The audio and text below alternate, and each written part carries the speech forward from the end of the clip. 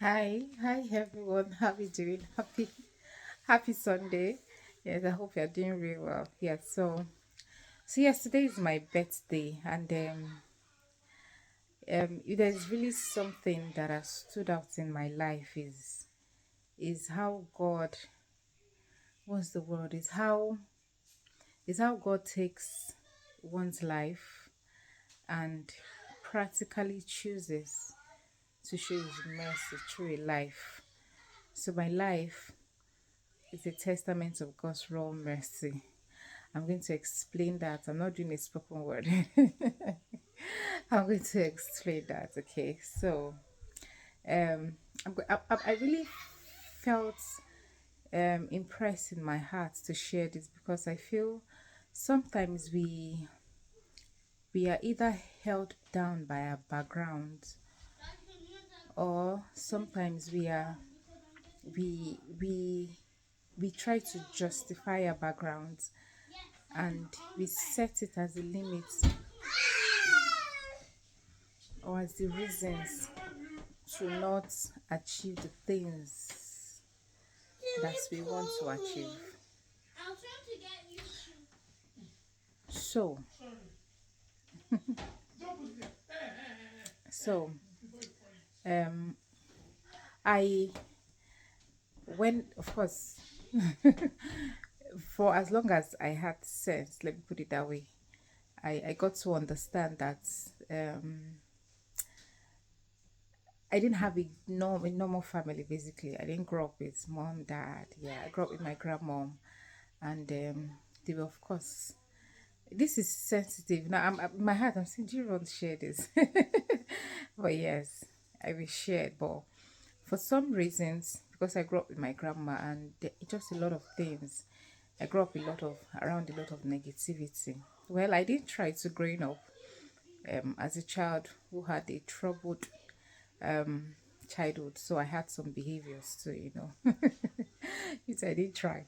So a lot of people say things as a result of those, but those behaviors are not really strange. I was just being a child, if you ask me. A lot of people say things that um I was at the age where I could record and I could remember those things.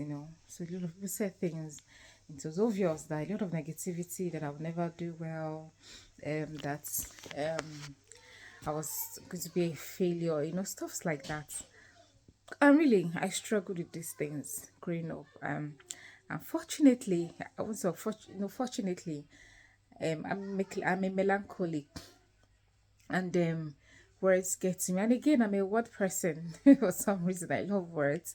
I work with words. So when I was trying to deal with these things, they were really a big deal to deal with. There were really things holding me back. I felt how it was like, how am I supposed to grow beyond these words that have sort of molded my life a long time, you know?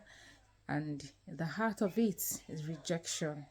Everyone had a reason to push me out of their life, and it really felt like, wow, even the people who brought me into on earth didn't have the guts to keep me in their lives. And the devil did a good work to really paint that picture. But in the midst of all of it, um in the midst of all of this negativity, I found Jesus. I mean, my salvation story is beautiful. I didn't intend there to find Jesus. I didn't go looking for Jesus, to be sincere. But in the midst of it all, a friend invited me to a church. Somehow I missed my way and I went to another church. In that church I went to, I gave my life to Christ. And from that day I gave my life to Christ. My life changed. I don't know, it wasn't even like I kept going to church, because at that time I was living with my dad, so there was no really structured going to church. But somehow I just found love in reading the Bible, even though I didn't really understand it so much. And the little things I heard then, they helped me. Evangelism, I remember in class, and I was always talking to people about the little that I know about the love of God. But from that time, because at that time I was in JSS1, from that time my life really did change, and I was dead academically. But from that time, there was a massive improvement from being like the 16th in class. I mean, before I was done with secondary school, I was the best in my class. So it just from there also getting into university was also easy. I didn't just get into any other higher institution. I got into the Federal University. And of course, getting to university was another spare of life. I mean, another beautiful. I think that was really where I met God. Yeah, see you night face. Oh Lord, that was really, really where I did find God, and God taught me service. He taught me how to use everything that I've gone through to serve Him. So it was really there I saw the negativity really go. It was there I learned how to build confidence, how to really let go of all the rejection. It was there I saw who I was really in the Bible. It was there I learned that anything I saw in the Bible, that was me. It doesn't matter what anyone else has said or what I had been through. It was there. It was in my university days that I learned it. And sincerely, those things that I learned there, they are still keeping me. They are still drawing me to want to know more sincerely. So I just want to encourage somebody out there. I don't know what you're going through. I don't know what people have said. Trust me, when I say people have said, my head was filled with what people had said, and my head, and the devil is very good at amplifying those voices and those situations, But irrespective of those things, God helped me, and I saw His word, and I got to the point where, as long as I saw it in the word, that was me. It was beautiful when I said, sing scriptures about love, that my words I am engraved in God's palms, and that my words are continually before Him, and that God has a purpose for me, that I'm His workmanship. It means I'm not a waste, the way people thought, that God had a plan. Like, it was like, wow. So in the midst of all of that, in the midst of all that mess, God had a plan for me. God had something that He really intended for me to do, and that was really, really something that changed my entire mindset. It didn't matter what people were saying. It didn't matter what people didn't say. It didn't matter what anybody did or didn't do.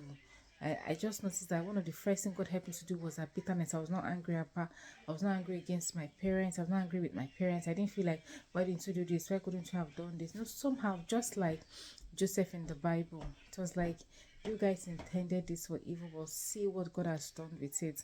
Because I look at my life and I'm like, how? Just how could I have been able to, sincerely? Because each time I really see people that, and I tell them, I really go into, I tell them about the stories of my life. They're the ones crying. I'm like, why are you crying? So really, I just want to encourage somebody out there. Your mess is your message. You just need to hand the mess over to God. There's some mess that you can't deal with on your own. They hurt, sincerely, they do hurt. They hurt, and those voices keep coming over and over again. If you don't allow God, if you don't allow His word, you will allow the devil to eventually succeed at making your life a mess.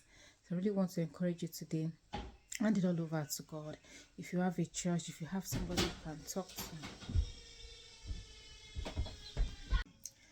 So really, if you don't let God into your life, if you really, when I say let God, this is beyond the words of religion. This is beyond, I go to church, I carry my Bible. No, if you sincerely do not let God, the devil will keep making those things in your life an issue, and really it's not going to be the best for you. Trust me. Things like bitterness, or things like things people have said to you, or things people should have done or shouldn't do, or what you think you should have been if certain things had happened. If you don't really release those things and let God, because really God has a purpose. Because that's one amazing thing I found out, so that God has a purpose for my life. That where Jesus was saying that I have come to do according as it is written concerning me in the books. When I found that scripture too, I found that really amazing. That so there's something written concerning me that I must do, irrespective of what people thought about me, irrespective of what people had said about me. That was really amazing to find out. So it's beautiful to walk with Christ, not to walk in Christianity because it's a religion. And you find out, you read the word and you see these things. It's amazing. And you allow them, you meditate, you pray. It's really amazing what God will turn your life into. It's really, really amazing. It's sincerely.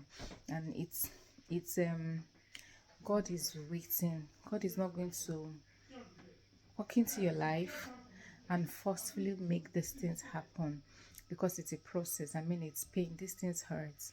But when you choose to release these things to God, when you choose to allow His word, really it does changes, and you would see the effects. You'll be glad.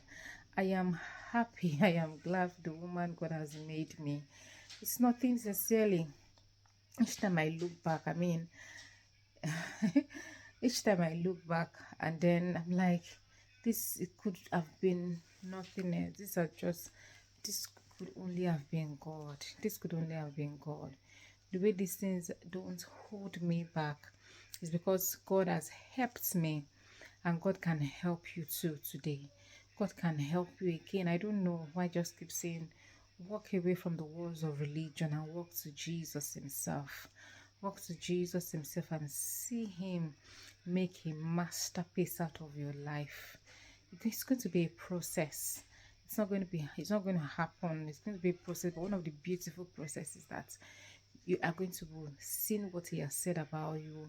You're going to hear Him speak to you about what He has in stock for your life. And you're going to follow Him precept after precept to see those things accomplished in your life. Trust me, they will be accomplished. The devil has failed. The reason, the first place is where you acknowledge that you can't without Jesus, that your life is a total mess without Him, and you totally surrender to Jesus, and you choose to have a sincere walk with Him. How the devil is always defeated at that part, because he knows that something big is going to happen, something radical is about to happen to your heart. It has to happen to your heart, because that's the most important place where change would take place. Okay, so I want to encourage everyone today. It doesn't matter what your story has been. Jesus has got a beautiful story written for you in the Bible, and He wants you to go to the Bible to find it and stick to it, irrespective of what has happened before, or irrespective of what is happening even right now. Stick to it and follow Him, hear Him teach you and instruct you and lead you in the path that He has called you to, because there's a purpose. No matter how we think the world crazy the world is getting, everybody's running after money because the economic situation of the world is something else. But you've got a purpose over your life that you must account for. And when you get to heaven at the end of the day, you have to account for what God has given to you. And there's anything I want to die empty. That's why people are just amazed in church. I want to do everything I know I can do. If I can sing, I want to sing. If I can speak, I want to speak. If I can teach children, I want to do everything that I know that I can do to the glory of God, because I have to die empty. I mean, God has given me all these strengths and abilities because I need to use them. So you really do have a purpose in your life, and you have to use every single gift that He has given to you. Please do not be one of the deposits to the graveyard. Somebody once said that the most talented place or the most resourceful place is the graveyard, because see, a lot of people die at their prime, or they die with a lot of talents that they haven't unearthed yet. So please do not contribute to that. Die empty. Get to heaven and let there be a welcome. Let there be a welcome. Let there be a trumpet where you are stepping into heaven. Don't let what happened to you, what is said about you, hold you down. Come on, rise above those words and hold on to the word of your Father. Live a one audience life. A one audience life. Now, in voice alone you did hear. It's only the voice of the Lord alone you hear and you care about. One audience life. So any other person that is speaking is just making noise. You're just hearing only the voice of your Father, only the voice of Jesus. You are living a one audience life, because when you get to heaven, last, only you go stand before your God to give account. No other person. You won't say, Jesus, my background, what they did or what they said. that won't be an excuse, because he would have brought his word, giving you so many chances to let go. This is one of it. Please let go, and indeed let God, and have see God turn your life into a marvelous masterpiece, and indeed you would enjoy what God is going to make, what he has in stock, and what is going to turn your life into. Yeah, yes. So see you in the session. But I would like to say that if you have people you can speak to, maybe because some of us are going through some of these things, are struggling with those words. Sometimes even they've turned into dreams that come to torment you at night. It's just the devil making these things, making an issue out of these things. They're not strong rich like that, really. But if you have people that you can speak to in your local church, or you don't have a local church, please join a local church and speak to somebody. Speak to your pastors, your ministers, please. The church, don't be deceived by the rubbish every people are saying about the church. The church is a strong support system. Trust me.